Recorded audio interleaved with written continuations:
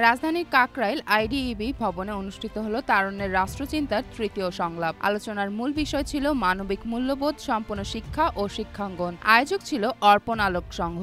প্রধান অতিথি সাবেক যোগাযোগ প্রতিমন্ত্রী ও বিএনপির স্থায়ী কমিটির সদস্য সালাউদ্দিন আহমেদ বলেন, শিক্ষা কেবল সনদ বা চাকরি পাওয়ার জন্য নয়, শিক্ষা হলো মানুষ হয়ে ওঠার শ্রেষ্ঠ প্রক্রিয়া। যদি মানবিকতা শিক্ষার ভেতর থেকে হারিয়ে যায়, তবে রাষ্ট্রও মানবিকতা হারাবে।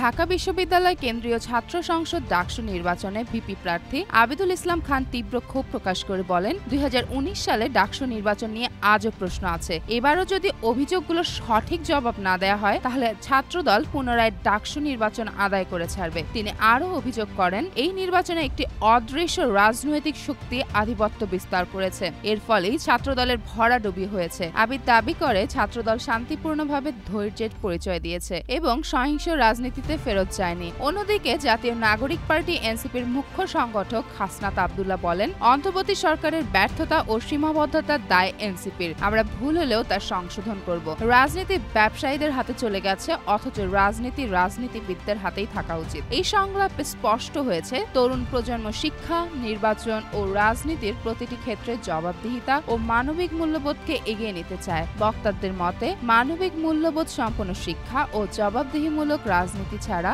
সমৃদ্ধ রাষ্ট্র কল্পনা করা যায় না। চেমন ফারিয়া, জনকণ্ঠ।